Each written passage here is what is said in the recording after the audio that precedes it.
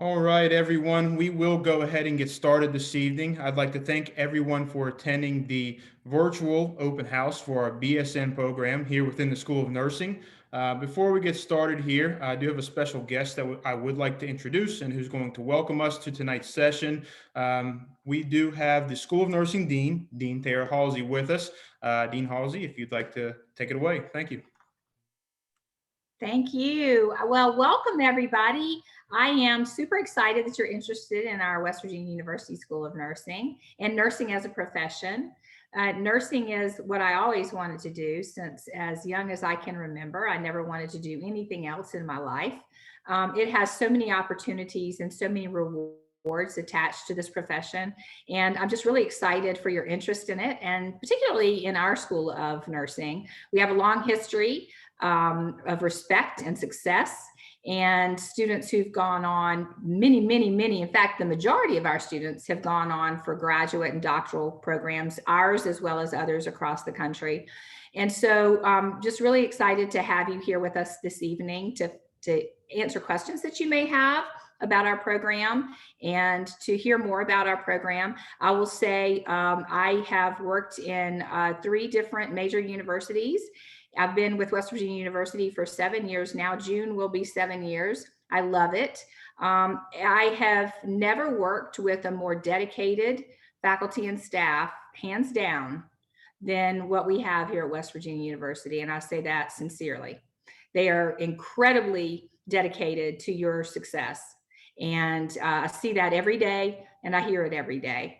And so I think you're in the right place. And if you come away tonight with questions that have not been answered, I would encourage you to reach out to me and the rest of our team.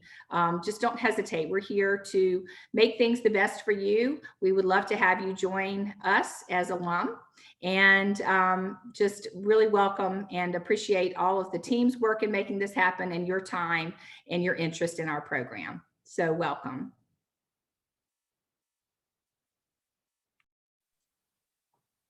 Thank you, Dean Halsey. Next slide. So I'd like to give everybody a kind of a little bit of a rundown as to what to expect this evening. We'll do some introductions. We'll introduce, the panel of guests that we have on hand with us here this afternoon. We'll go into the program tracks as a first-time freshman. Many of you were admitted into a variety of different program tracks. So I'm going to kind of break down, the variety of tracks and what that means and how to go from there. We'll discuss the curriculum and give you an idea as to what the nursing program is and what to expect as a nursing student.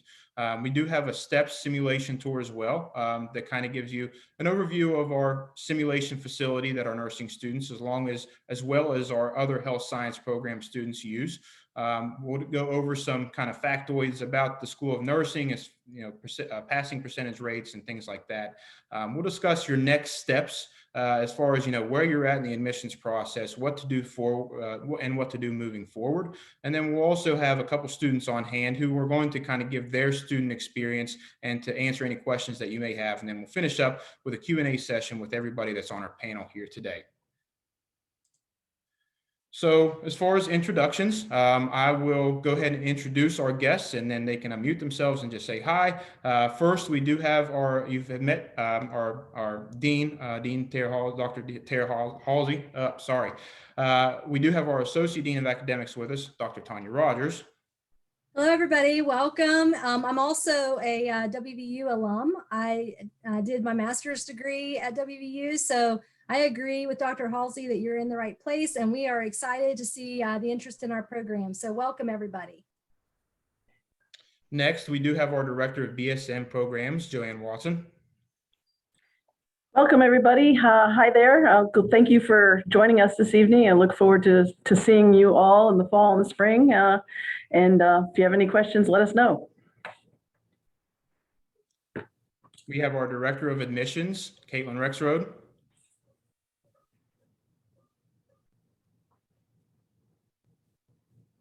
Looks like Caitlin may have some technical difficulties, so we'll just keep going. We do have 2 current students with us. The first student is Ian Avis. Hi guys, I'm Ian. I'm the current SNA president here at WVU, and I just recently finished up my undergrad. And then we also have another current student who's a junior, Ateria Walker. Hello everyone, my name is Ateria Walker. I'm a junior nursing student here at WVU. Happy to be here and try to help any questions you may. Thank you all. So before we get started, we will kind of divulge into our undergraduate programs. Now, all of you, I am certain, are here for our traditional BSN program, but our undergraduate programs do offer more than just, our traditional BSN setting. But we do have our traditional BSN that is available on our Morgantown main campus, on our Potomac State College campus in Kaiser, West Virginia, along with our West Virginia University Institute of Technology campus in Beckley, West Virginia.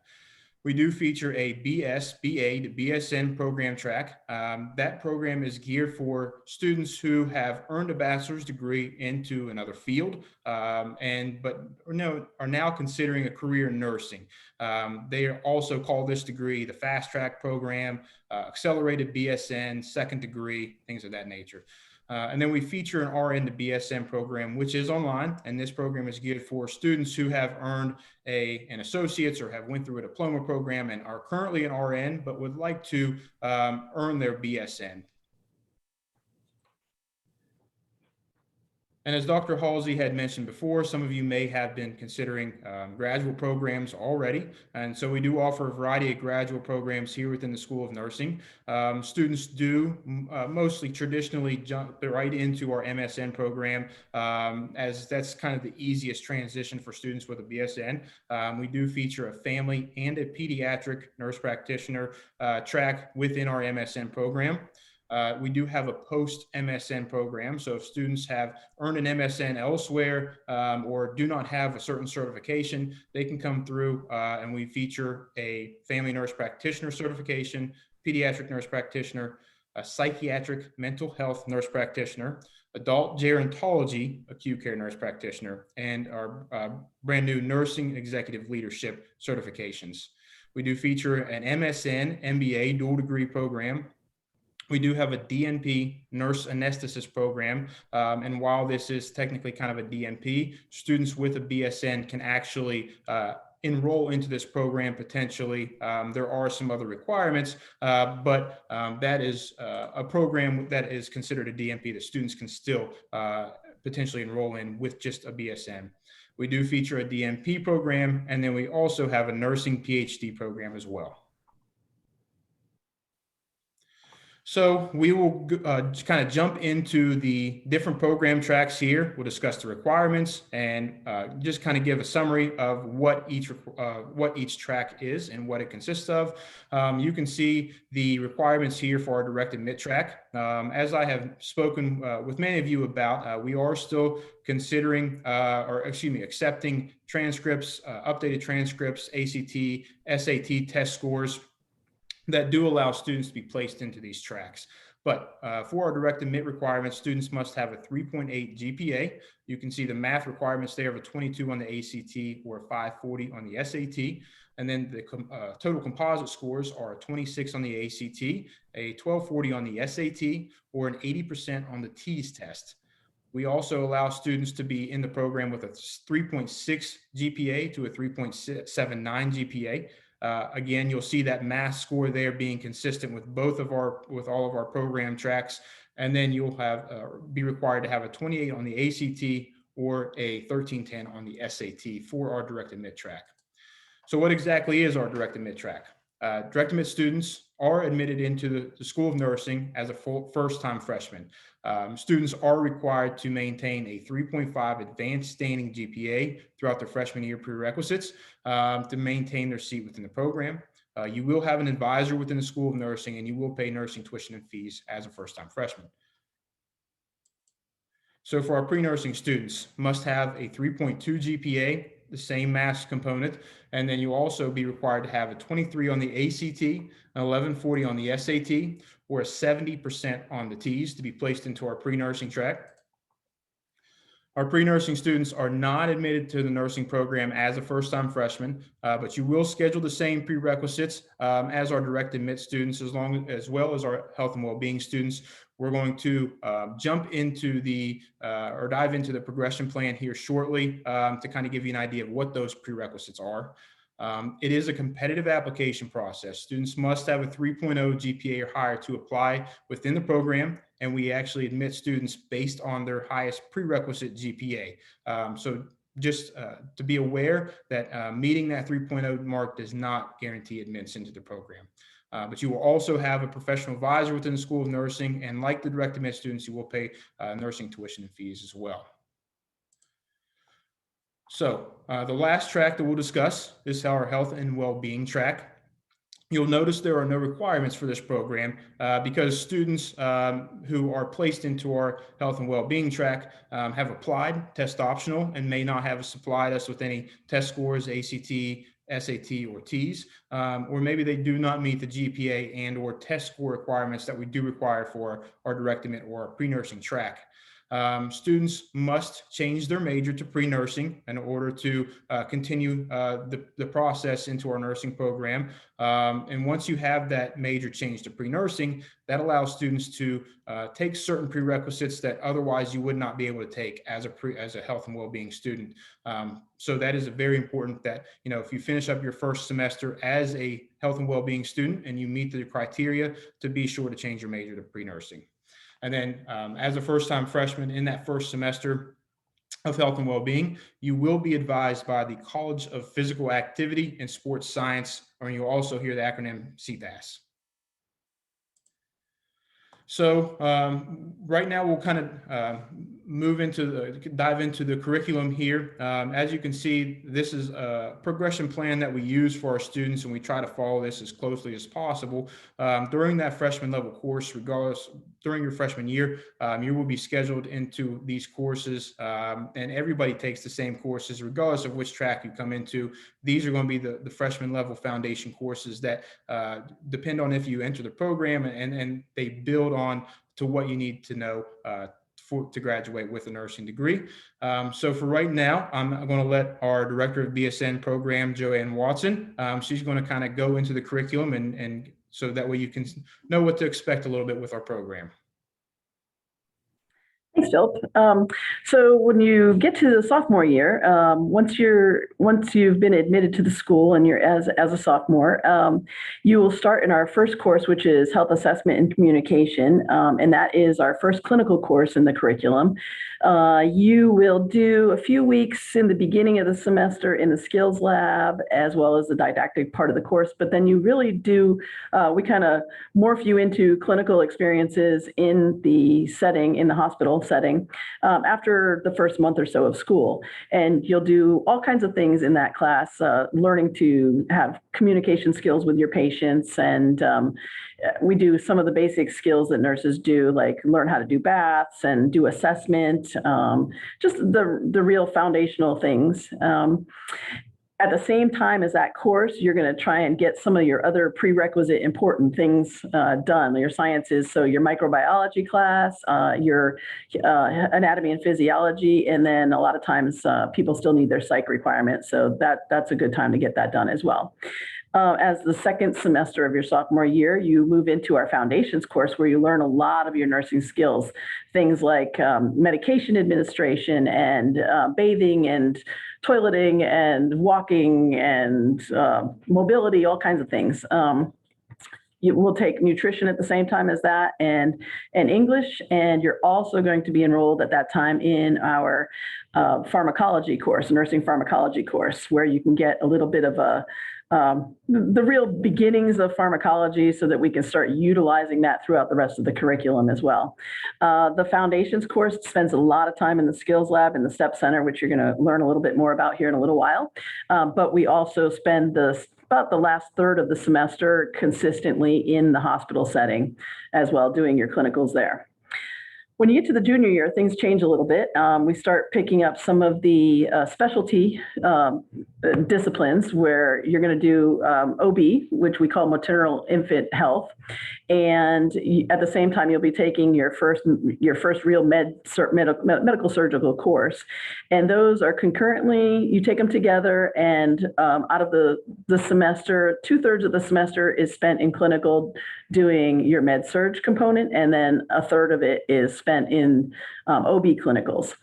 At the same time, you take your first class in evidence-based research and how part of the nurses, everything that we do as a nurse is based on current practice and how we came about that current practice. So those courses, you're in clinical 2 days a week, and it's a little bit busier semester.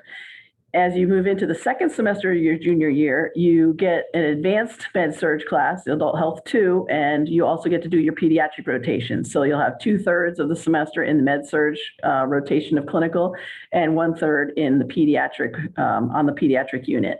Also 2 days a week. We don't spend a lot of time in the skills lab at all. It's pretty much all clinical every day. And you can pick up there's room for most of your GEFs and some other things that you might need to fill in order to complete the program requirements. And at the same time, we do our ethics class, which is a lot of fun. That's partially, we try to do a little bit. They meet most of the time every week, but we also try and do some projects and that sort of thing outside of class. So that's actually an interesting class as well. And when you get your senior level, things get changed completely. Instead of being precepted in the hospital by a nursing faculty member that goes with your group to the hospital for your clinical experience, we start putting you with a preceptor in your community class, which is 411, and we will assign you to somebody out in the community that's a nurse that has a BSN, and you will spend time working their schedule with them, learning about community nursing and the outreach and that sort of thing that we do in that realm. At the same time, that'll be 2/3 of your semester. And then 1/3 of the semester is spent in the other specialty, which is mental health. And you'll spend that entirely 2 days a week in the clinical setting. They do a lot of simulation as well, just because it's a smaller setting facility. And so we have a lot of hard time sometimes getting everybody in there every single day. So we do a lot of simulation in that course. When we get to the last semester of your senior year, you take your leadership course, and that is where you are assigned to a BSN prepared nurse in the hospital. At one of the facilities that we use, usually Ruby. We also use Mon General here in town, and we've also had students go to down in Clarksburg to UHC. So we've used a number of places, and it can be anywhere from the emergency room to the ICU. We have kids that do their leadership rotation in the neonatal ICU, on all of the different units in every sort of discipline, anything that you might want to do. And we assign you with a nurse, and you follow that nurse's schedule for 200 hours during that semester. And so it may be night shift, it may be evenings, it may be weekends, it may be day shift. It just depends on that nurse's schedule. Totally a lot of fun. At the same time, you're also going to be enrolled in a course. It's our critical care course, where you do a 2-week rotation in the ICU with a preceptor, with actually one of the faculty members as a preceptor. So those 2 courses have didactic components, but they have their heavy clinical components as well. And then we have our 486 class, which is basically our perfect wrap up for all the courses. And it is going to help you do a lot of review of all the content you've learned all the way along and get you set up and prepared to take your NCLEX when you graduate at the end of that semester. So it's busy. We have a lot of clinical hours. There's over 1,100 clinical hours for the whole curriculum. So you're going to spend a lot of time getting to know your patients and feeling comfortable in that setting.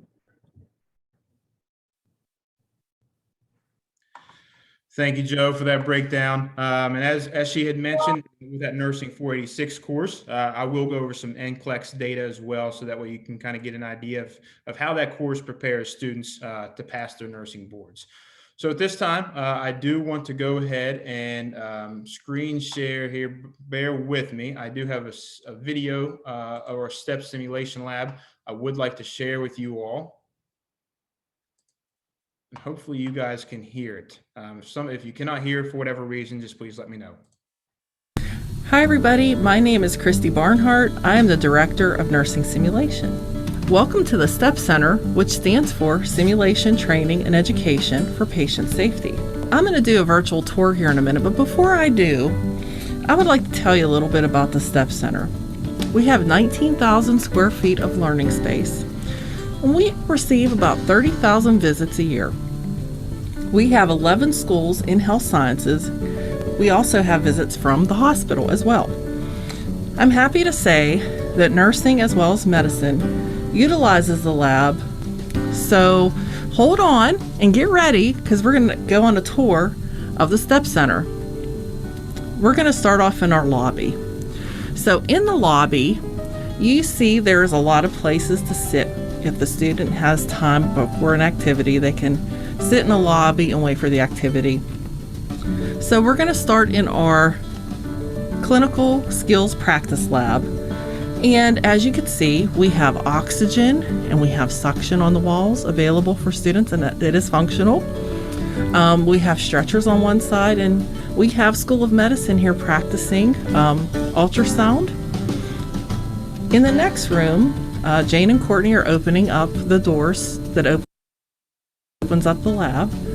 So the lab could be 2 separate rooms or 1 large room. And on the other side, we have hospital beds. In the hallway, we have 12 computers, and the students can use those computers for documentation after a patient encounter, to type a history or physical. In the room, it looks like a physician's exam room, and there's otoscope, ophthalmoscope, thermometers, and blood pressure cuffs. And there's a door that opens up from the outside where the standardized patient can come in. As we walk through the center, there's our computer lab, and these computer modules can teach our students cardiac sounds, normal versus abnormal.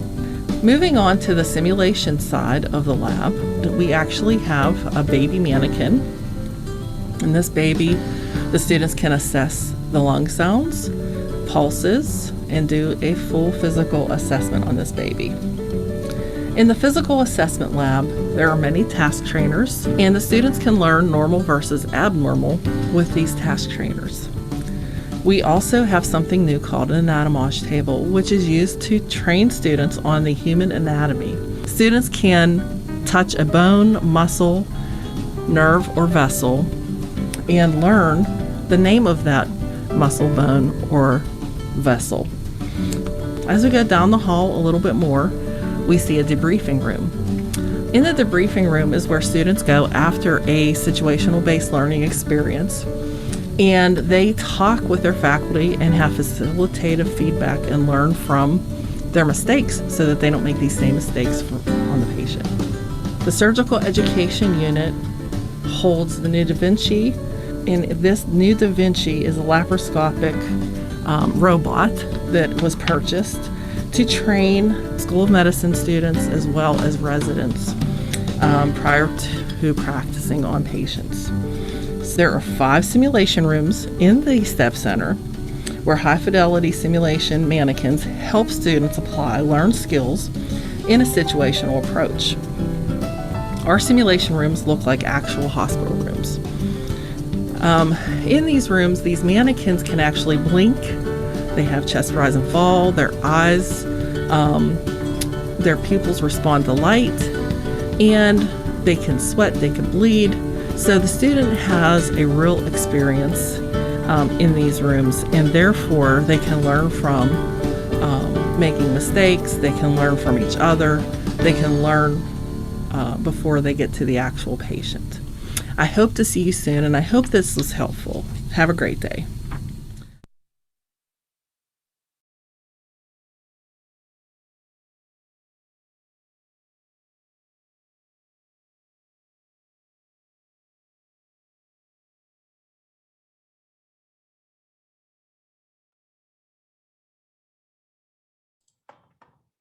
Whoop, bear with me here. Try to get back to where we were beforehand.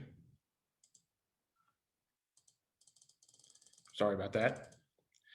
So as you can see, we do an excellent job of preparing students to be in the facilities whenever it comes time to actually start your clinicals in the facilities, working with preceptors and actual patients. So that way you can kind of build the confidence and gain that experience you need to work in those facilities. So some factoids about the School of Nursing. We do admit 88 students into the program when it begins in that first fall semester. Again, a portion of those are saved for the direct admit students who do maintain the GPA requirements for the program. And then we also admit students the very following spring into the program, and we admit 48 students during that time. All of those students do come from pre-nursing or health and well-being backgrounds. To kind of give you a timeline as far as, how long it may take for you to graduate from when you start your freshman year to when you graduate. If you are admitted into that first fall start, you were on a 4-year path, a year of prerequisites, 3 years within the program. If you are admitted into that spring semester, a year and a half of prerequisites and 3 years within the program. We do we do have a 98% NCLEX pass rate, first time pass rate for students, which we take a lot of pride in, and the fact that we can just get students right to work as soon as they graduate, because nursing students do have, I want to say one more hurdle after you're earning your BSN that you have to overcome before you can get right to work, unlike other traditional programs. We do have an 86% retention rate within the program. If anybody happens to leave the program, a lot of the time is the fact that students may change their major and decide that nursing is not for them, although there can be periodically some students who may not be able to get through the academic rigor of the nursing program. We do have the top ranked BSN program in the state of West Virginia, and we actually have the 6th best nationally ranked nurse practitioner program in the entire country, and we do take a lot of pride in that. We are an accredited nursing program, and we are accredited on the Commission on Collegiate Nursing Education, or CCNE. And then we do have the partnership with West Virginia University, WVU Medicine. WVU Medicine does feature the partnership does allow us to have priority clinical placement for our students into the largest hospital within the state of West Virginia, Ruby Memorial Hospital.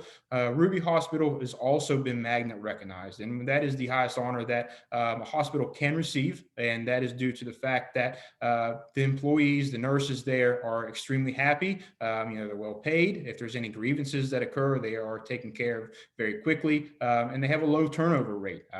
People stay there because they enjoy working there and they love working there.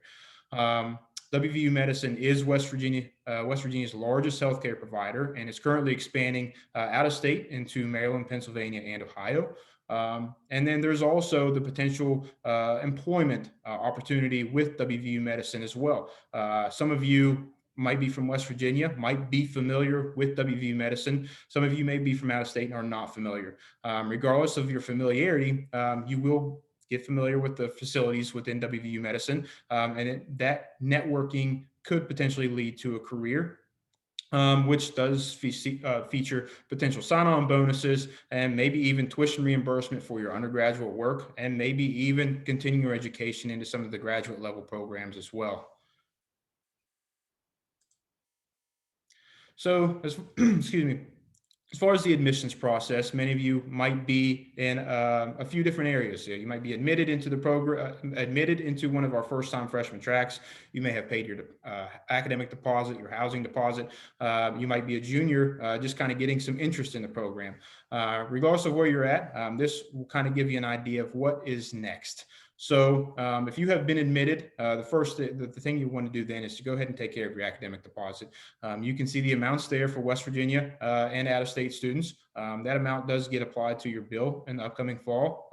And it also allows you to register for new student orientation, which is when you would finalize your schedule, meet with your advisor, and get everything prepared for the upcoming fall semester. And you'll want to be sure to update us with any transcripts, any ACT, SAT, or T scores. As I had mentioned before, we still are admitting into our direct admit track or into our pre-nursing tracks. And so you'll want to take advantage of that, and please continue to update us. I believe there is an ACT and SAT offering that is happening in June. We will take those scores if you do happen to take the test during the month of June. Be sure to request college transcripts. If you have earned college credit at another institution, please be sure to send that to us once you have completed. And then be sure to send us your final high school transcripts as well once you graduate, so we can add that to your application and complete that. If we do have any juniors on hand with us this afternoon, we will open the application this summer. I want to say potentially August 1st is a tentative date. Once you apply, if you have taken an ACT, an SAT, TEAS test potentially, you want to make sure to send that to us, and then send us your transcripts of your first 3 completed years up to your junior year of high school. And then for any previous college credits, we do have equivalencies with a variety of institutions with a variety of courses, but we don't have equivalencies with every institution and every program and every department within their campus. So please refer to the address there. You can see registrar.wvu.edu/transfer for the course equivalencies. There's information and steps to how to check that yourself. If you do not see a course listed as an equivalent course, you can request that to be evaluated by our registrar's office, and you will use what's called the Transfer Equivalency Review Request System. TER for short. We like using acronyms for big words, but that is how you would get your courses evaluated to determine whether or not they are equivalent and if you can receive credit for that courses. Now, there is a requirement called course program of study that I would like to just let you all be aware of. That does require students to take 12 program applicable credit hours per semester to maintain certain scholarships and aid. So we don't want to discourage students who are potentially taking any college courses, but sometimes taking too many prerequisite courses can result in not being able to maintain that 12 credit per hour requirement, which can potentially lead to challenges for our advisors in scheduling you with the courses to maintain that. And so we don't want to discourage students from taking college credits, but we just want to let students be aware that potentially taking too many can have repercussions down the road. If you have any questions about that, I'm going to provide my contact information at the end, and I'm happy to go over that information with you a little bit more into detail at that point. So for the student experience, like I mentioned, we do have 2 current students here with us, and they're going to kind of just give you an idea of their experience and maybe answer some questions that you may have as well. And so first, I will go ahead and I will let Ian go first, and then we'll do Ateria after that. So I'm Ian. Of course, I introduced myself a little earlier. I'm a graduating senior. I am, or yeah, still am, a West Virginia resident when I first came to WVU. So to give you guys a little bit of backstory about it, I came from a small rural community towards Charleston area. My high school was a AA, almost single A, real small high school. Everybody knew everybody. And WVU kind of scared me a little bit, as it does a lot of people. You know, it's a major university. And when you get here, unfortunately, you guys may not have had all the chances to come and tour that I had. It is kind of close knit, especially on the health sciences campus. It's us and I believe 4 other schools that run through the same halls. We share classrooms, and you know, the staff and the faculty here are very personable. They learn your name. They start to have conversations with you. You can show up to their offices half of the time and just be like, okay, I have this issue. So they definitely go out of their way to talk to you. One of the huge things that pushed me towards WVU was that STEP Center. Many of you in state, I know there's quite a few of you from West Virginia. I considered Marshall as my other university, and I personally felt that the steps here, our simulation opportunity was much greater than I would have had at Marshall. We turn out great nurses. Everybody, you know, talks highly of WVU medicine, especially the nurses that we turn out. And the courses really do make you think, and I believe they make you a better nurse. I'm welcome, you know, I'll answer any of your all's questions about my experience personally, and I can go a little bit more in depth about it, but I've not once regretted my decision to come to WVU over all the other universities that I looked at. I think it's a phenomenal school, and I actually plan to come back and, you know, want to be part of this faculty because this has been such an enjoyable experience. Ateria, I guess that makes you next.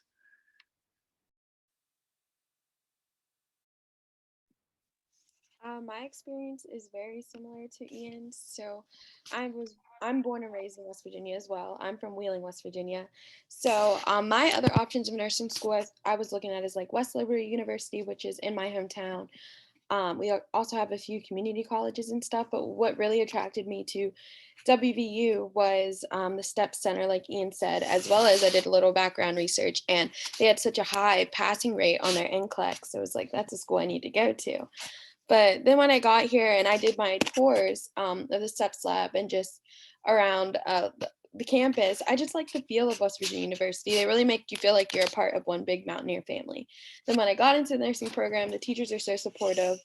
They're always there if you need to have any questions or struggling with exams, which may happen, but don't get discouraged because they have tutoring there. You'll find classmates who you can help study with in your program and stuff like that. So I feel like WVU nursing is one of the best nursing programs to go to.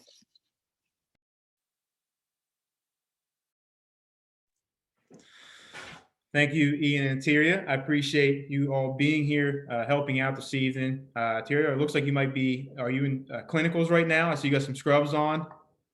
I had my IEP rounding today, or like right before this, so they wanted us to wear scrubs, so that's why I'm in them still. Well, thanks for being here, both of you, to share your experience and to potentially answer any questions here at the end. I'm sure the students will appreciate that. So that does round out the presentation. Went fairly quick. And so at this point, we're going to open up the Q&A session here. And then I guess I can, before we get started with the Q&As, if any of the panelists that are here with us today, any of the guests have anything else to add, I will turn the floor over to them if anybody else would like to add anything. I'd like to add something, Philip, if you don't mind. Sure, of course, Dr. Rogers. Again, I'm Tanya Rogers, the Associate Dean of Academics. I want everybody to know that one of the things that we talked about how the curriculum can be rigorous. And one of the things I see students struggle with the most is that they don't seek out help or initiate communication with their faculty. The faculty members are so interested in your success and they really want to help. And even my office is available to any student who needs anything.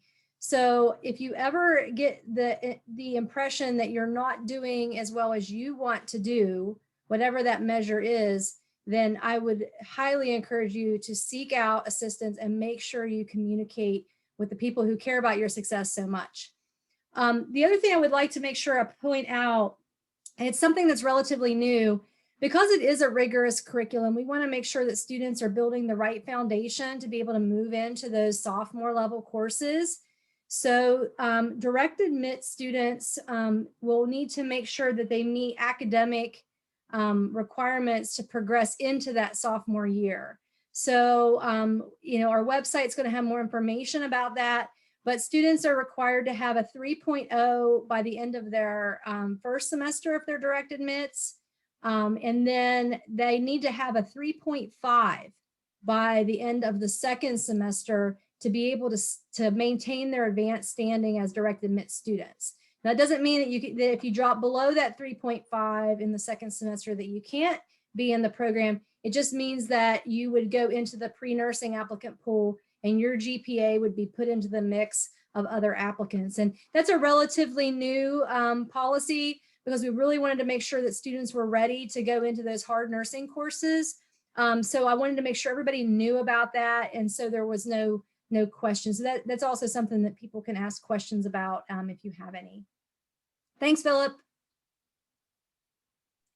You're welcome, Dr. Rogers. Does any of our other panelists happen to have anything else to add before we start taking questions? No? Okay. So at this time, you can see I do have the frequently asked questions there. That's just in case we have an audience that may not be interactive to hopefully maybe potentially generate some questions as well. So at this time, if you would like to place any questions in the chat, if you would like to unmute yourself and turn on your camera and ask a question, you're more than welcome to do so. And I'm going to go ahead and stop screen sharing here real quick as well. Hello, I'm Ryan Alasakis, and I had 3 questions.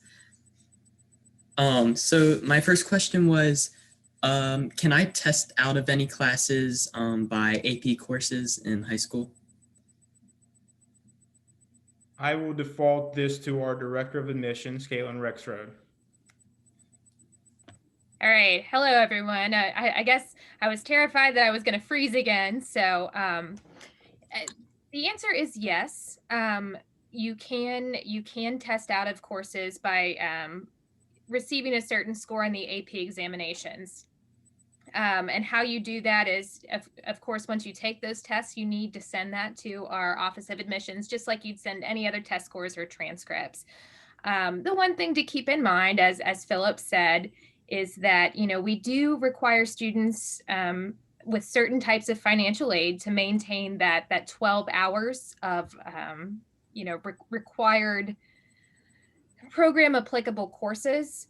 So you want to be careful that you don't want to bring in too many of those credits if it's something that you may need to complete those hours during specific semesters. The other thing to consider is, and I don't know what your status is specifically, but if you're a health and well-being student or a pre-nursing student, and you say have taken Psychology 101 through AP credit, when we go to evaluate your application, say you would have done really well and gotten an A in that course, we wouldn't be able to count an A towards your course. You'd receive credit for having taken the course, but it's not going to count towards your GPA to give you a boost if you would need to have a higher GPA. So I hope I'm making some sense here. If I've confused you more, by all means, ask more questions. No, that makes sense. Thank you. And, the scores do vary as to what you would need and what we would what you'd receive credit for. You can find that information on the admissions website. Once I'm done talking here, I'm going to try and put that link in the chat box. That way, if you need a list of those courses, you'll be able to find that. Okay, thank you. And my second question was, are there any scholarships available through the School of Nursing? So we do have some scholarships, obviously through the university. They're called Level of Distinction scholarships, and they kind of like the School of Nursing in our first-time freshman tracks. They factor in your GPA and your test scores. But we do have scholarships within our School of Nursing as well. We just actually had our Janab Scholarship Awards. What was it, last week? And so we do feature some or offer some scholarships as well. Those are for current nursing students, though. And the application is on our website. So Caitlin says she's going to put some links in there. So Caitlin, I don't know if you can put that link for scholarship opportunities as well. Okay, thank you. And my third question was, am I able to dual major if I want to do that with nursing and something else? Yep, you can. And getting back to the course program of study and taking 12 college program applicable credit hours per semester. Students who have completed many college credit hours while in high school can sometimes put themselves in a little bit of a bind by taking too many prerequisites. At that point, we are actually, our advisors are actually encouraging students to double major. And so nursing can be challenging, but you obviously can very much double major if you'd like to. And okay. You can minor as well. Okay, thank you. You're welcome.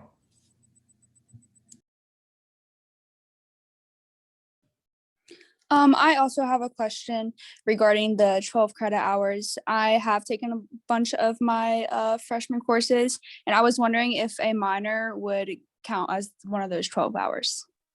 Unfortunately not, because it has to go to a program and a major. So at that point, if you do happen to take, many of those freshman prerequisites already have those completed, you would may be better off to double major at that point, so you can get those 12 program applicable credit hours. The double major it can be flexible. I would kind of encourage you to speak to your advisor about what is best. But nursing is obviously a program that has a very high job placement rate. Our students do not struggle to find work, and so a lot of times students outside of nursing will double major to make themselves more marketable. And so our nursing students don't necessarily need to do that right offhand. Now, obviously, there are majors that can be applied that would work in hand, like a foreign language, for example, like such as Spanish. But you also may have the flexibility to take something, to double major in something that you enjoy. So I would keep that in mind. But that would probably be a better conversation to have with your advisor. But you do have some flexibility if you choose another major. I'd like to add something to that too, Philip. So one of the things that students might be a little bit leery about in signing up for a double major is that it extends the length of their the time they have to spend in college. And so you can constantly reevaluate that decision, and you don't necessarily have to finish that second major in order to be able to get your nursing degree. So if something happened and you decided that you didn't want to extend out beyond the 4 years, there would be nothing that would say that you would have to do that. So, you might look at a double major plan of study and say, oh, well, I really don't want to go to school 5 or 6, years. That there are other things that you could talk to your advisor about. That's not necessarily something that you would have to do. Thank you.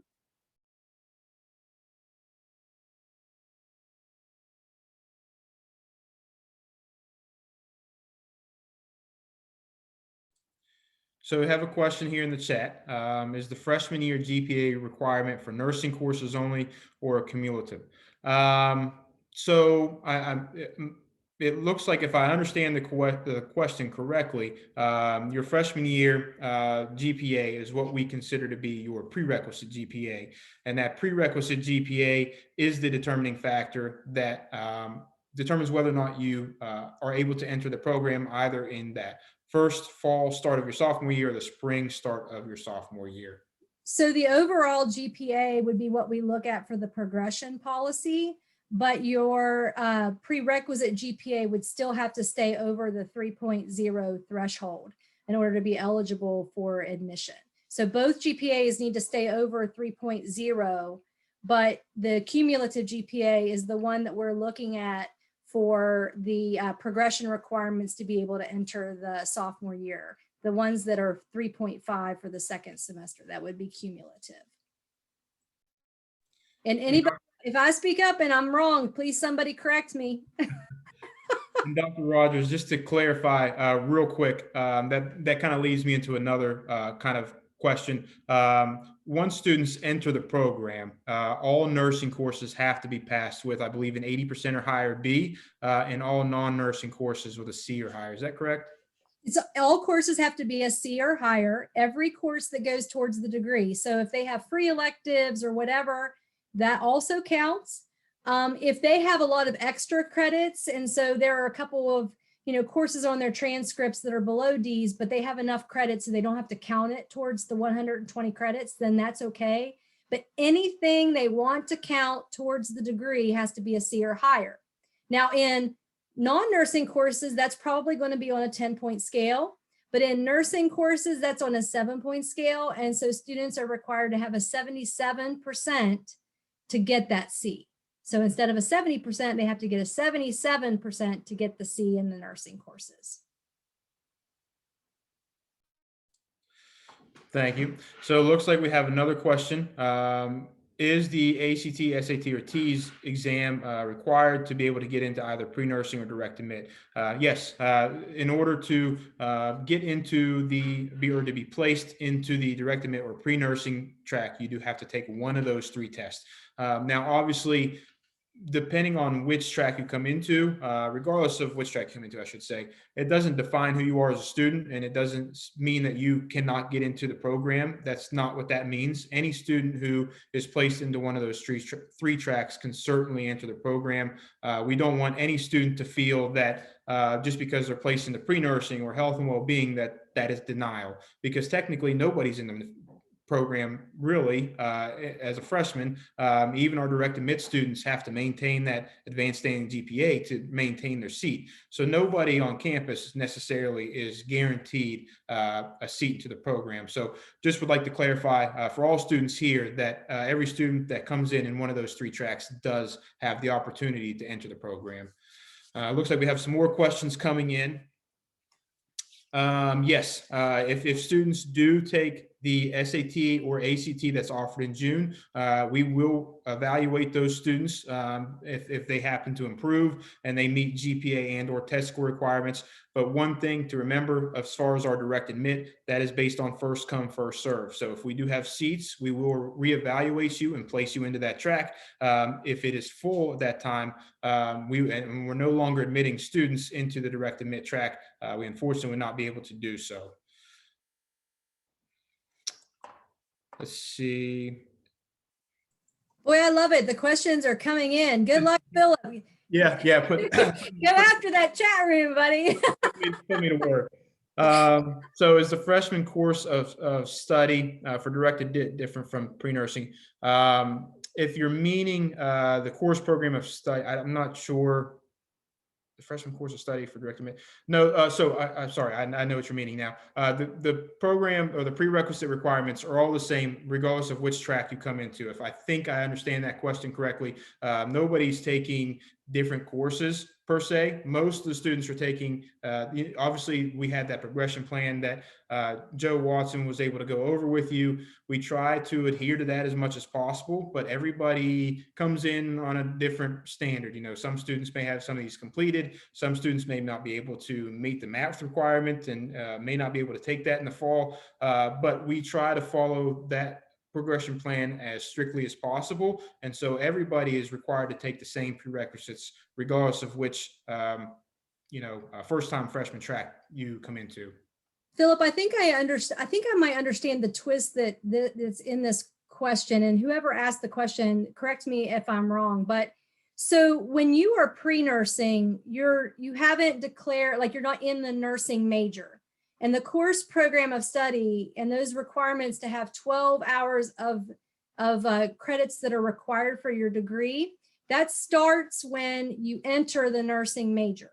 So if you're in the pre-nursing major, you haven't yet made it into the nursing major. So you don't have the requirement, like you're not held to the same requirements as you would be if you were in the nursing major. So you can take any of those GEFs, you can take those prerequisites, your free electives, you can take different. The problem is though, you have to work very closely with your advisor, because once you get into that nursing major, they're going to retroactively look at what you've taken. And so if you have courses that you took as a pre-nursing student, you're not going to be able to take them again in their nursing major. So that's going to create a hole in your number of credits. One of the things that I know that students have done in the past is maybe taken a GEF requirement because it would count when you're in pre-nursing, one that's not required in the nursing program, so that then when you go into the nursing program, you could take that same GEF that we require and count it again towards the course program study. Now I know that all sounds like really confusing, and there are a lot of caveats to those rules. So what I guess the moral of the story would be is that if you are on scholarships or financial aid and think that this might be something you have a lot of questions about, I would definitely recommend that you talk to your advisor very closely every semester and make sure that they're tracking all of this and letting you know about all of those ins and outs, because it does get really confusing. And I don't know if that's what that person meant, but that's kind of the way I took it a little bit. I think Dr. Rogers, I think we covered a lot of around, so maybe they were at least able to piece it together. So we have another question. Is it possible to dual major in nursing and biomedical engineering? Unfortunately, I can't say what majors are and aren't, necessarily possible. I would like to think, again, there is a lot of flexibility to be able to double major. A lot of things to pay attention to is how rigorous the program may or may not be. I don't know necessarily that you would want to double major another major very similar to nursing and double major in that because that might be a little bit overwhelming. So the advice that I can give you is if you do have interest in another major, I'm going to provide my contact information. I can reach out to my colleagues within the other colleges on our campus, and I can provide you with their contact information or kind of send an introduction email to both of you, and then they might be able to go into some information on the program specifically. And at that point, you can weigh the option of, is this program going to be something that I can double major in alongside of nursing? I don't want to say it is or isn't possible. That may just be a discussion that you would need to have with that recruiter and see, what might be best for you. Does the 26 ACT score come from one attempt, or can you super score to get to 26? I'm very glad you asked that question, and I apologize that I did not clarify that during the requirement section. We do super score. So you're not necessarily required to have that 26 on the overall one test that you just took. You can take, variety of ACT or SATs, and we can super score those to meet those requirements. So I appreciate you asking that question, and I apologize I did not clarify that earlier. I do want to add something about the T-score, because we also super score the T-score. You can take it one more time, but for the T-score, there is a limit. You can only count 2 test scores for that calendar year. So you can't just keep taking it. So there is a limit if you're going to go the route of the T's test. So I think we've caught up with questions in the chat. Does anybody else happen to have any questions for myself or any of the other panelists that are with us this evening? I have a question. Sorry, go ahead. Thank you. What is the effect of COVID on kind of like the hospital environment and stuff like that, like our education in kind of a hands-on and in-person way? That's a great question. And last spring, it had a little bit of an effect on what we were doing. We weren't able to do any of our clinicals in the hospital. And what we did is we turned everything into virtual clinical. It was a little difficult, a little new for everybody all over the world, but it worked. And luckily, we were able to, the facilities were able to open it up, their facility back to the students. So starting in last June and all the way through this entire calendar year, we have been in full clinical hours in the hospital. At certain times, they have changed. The rules have changed all along, as with everything with COVID. And currently, we are allowed to take. There's COVID patients on all units at the hospital at this point, and so we have been very good about providing PPE for all the students. We've got eyewear and proper masks, and we're fit testing for different kinds of masks and that sort of thing, so that caring for any sort of patient in the hospital is not at all a risk anymore for students. And so we're back to normal as far as hospital experiences go. And we have been killing it in the vaccine arena. Doing COVID testing and doing all kinds of vaccinations. So it's actually been a good experience recently to get some public health experience in there. Thank you. And if I may add to that, it hasn't really changed a lot for the students once we finally got used to the PPE. You just walk in, it's a mask, and you wear your goggles or face shields. It's no different than what you'd probably do going to the supermarket half the time. They do, of course, ask that you keep it that way, because before vaccinations, that was our way of covering our own rear ends on something. To say, okay, so-and-so had his PPE and social distance.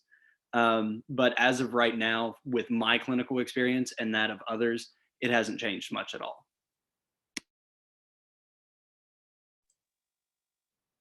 Thank you all for that. So what percentage of students that move directly or what are the percentage of students that move from the BSN to the MSN program? I don't know that we have a percentage on hand. I think a lot of that is based on the individual student and what they choose to do and what their career goals are. So I do not believe we have a percentage on that. I can try to check in to see if there's anything, but a lot of that is built on the individual student and what their career goals are. We generally would have maybe a handful of students that go directly, that they go straight from the program to the other.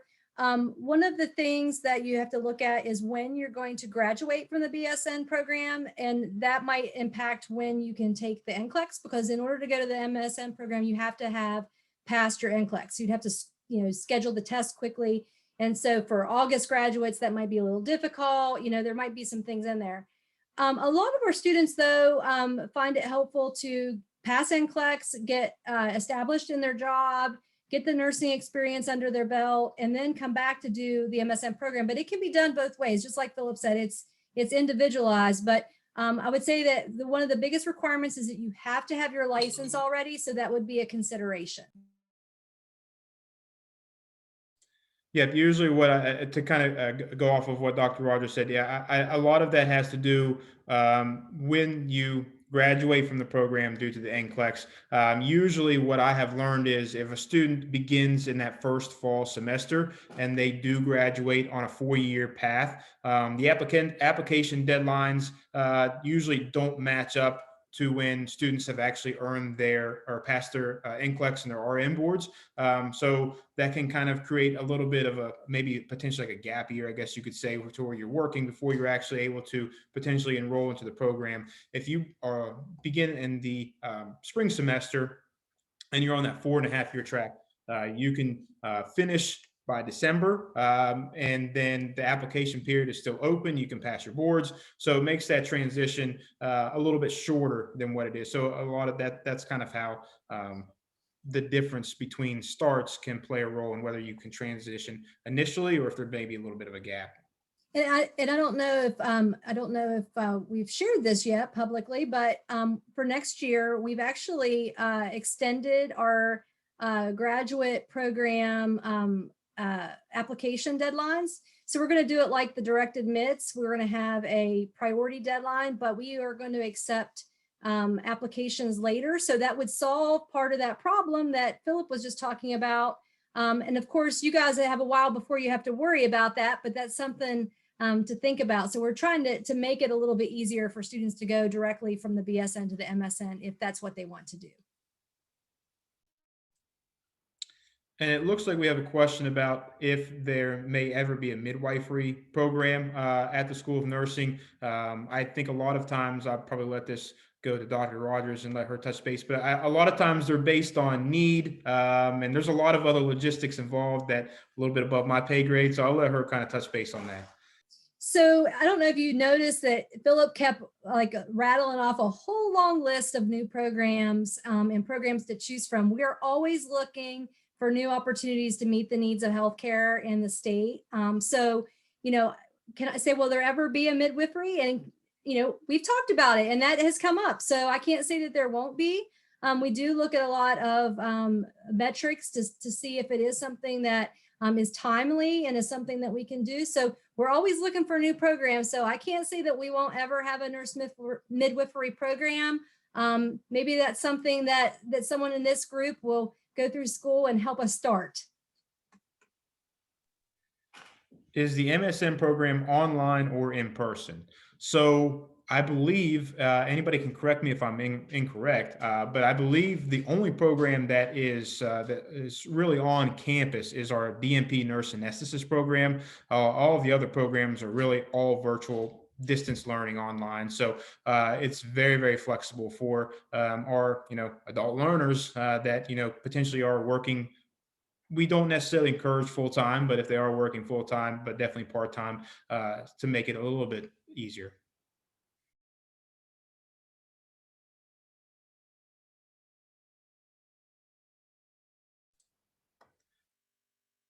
What is the percentage of students that successfully transition from pre-nursing into the nursing school? Again, we don't have statistics on that, kind of like the MSN program, the transition. A lot of that's built on the individual student success. Because we admit students based on the highest prerequisite GPA. If you've noticed, the only requirement that we've had is a 3.0 to apply to, or maybe change your major, 3.0 to change your major, to pre-nursing. So we don't have necessarily set GPAs to enter the program. And so we don't have any percentage of students, and it's all based there's a lot of variables in play. You know, how many direct admit students are in the program can play a role as to how many or how few pre-nursing or health and well-being students can potentially enter the program. So the variables are never consistent, and so it's hard to get an accurate percentage as to how many students may actually enter the program. So I apologize that I can't give you a straight answer on that one. Usually what I say is, and it's very cliche, just come in and do the best you can. If you have a 4.0 GPA, it's pretty certain that you may stand a very good chance to enter the program. Are there opportunities for summer classes? I don't believe for nursing courses. I could be mistaken there, but if there's a prerequisite or maybe another course that if you are double majoring, there might be the potential to take something during the summer. So there are opportunities for summer classes, but not necessarily program specific. I don't think. We do have some summer opportunities. So yeah, during the junior year, depending on how you're matriculating through, like which semester you started, there is an opportunity to do an accelerated program where we take 8 to 10 students every semester, every summer, who would normally have the summer off and start that next semester in the fall. They get to actually start the semester in the summer. And it just depends on if it falls during the summer that we have that course that they need that's offered. But yeah, there is opportunity for that. And that's basically based on request, like the student requests. And then we go by, if we have 10 applicants, then we do a GPA to see who's most eligible to do that. So yeah, there's a potential to catch back up. If you start in the spring, you have the potential to actually graduate on time if you can accelerate in the summer. So yes. Thank you, Joe, for the clarification. I apologize for the incorrect information I have provided. Has there been any progress in the creation of study abroad program for the nursing majors? We do offer study abroad options, well, hopefully at some point soon. But to my knowledge, and Dr. Rogers or Joe, you may know a little bit more than I do, but at this time, from what I understand, there are no semester-long study abroad options. Usually they just take place during university breaks. So winter break, summer break, or spring break are usually the opportunities that I believe students have at this time to study abroad. We've been working on this. The problem is that a lot of our plans and the things that we had in place were kind of curtailed by COVID and the restrictions on international travel. So it is our intention that once that resumes, that we will go back to the planning stages to continue the things that we were already doing abroad and to establish new partnerships and possibly offer a semester study abroad opportunity. We were working on that before COVID hit.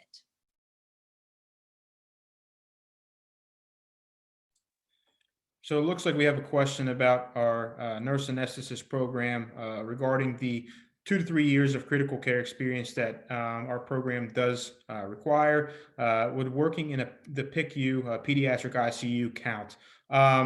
Yes, I've seen some head shaking. Yes, I knew obviously, medical, surgical, adult ICUs, those did. I wanted to say neonatal and PIC ICU did, but thank you for the clarification. Our nurse anesthetist program is a lifespan program, so they learn about patients at all levels. So any type of critical care experience with any type of population or a certain age group would apply.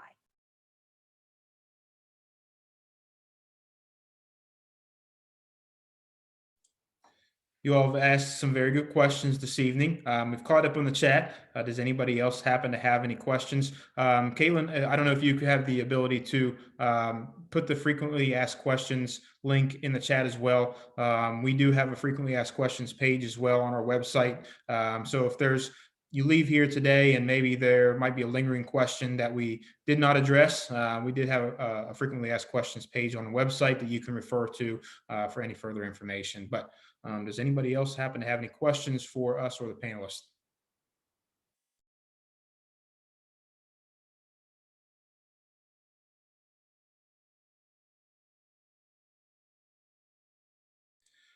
Okay, well, I'm going to, looks like we got one pop in here. What is the deadline for accepting students as direct admit from the T-score?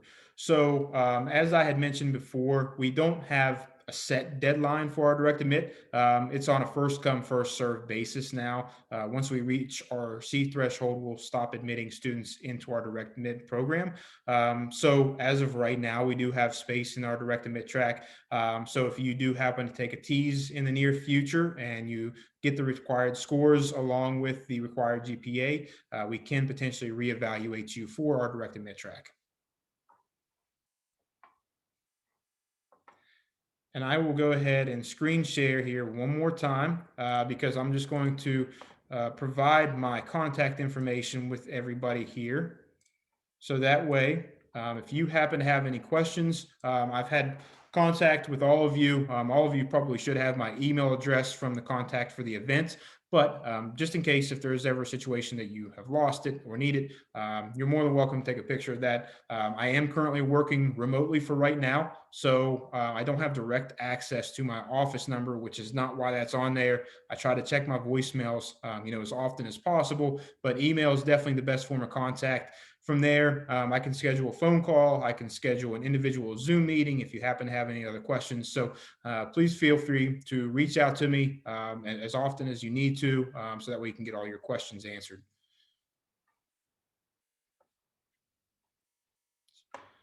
So it does not look like we have any further. Oh, I got a couple more here. It looks like we're caught up on the questions. So if nobody happens to have any further questions, that concludes the virtual open house for our BSN program. We appreciate each and every one of you joining us this evening, and we look forward to working with you in the future. Have a good evening.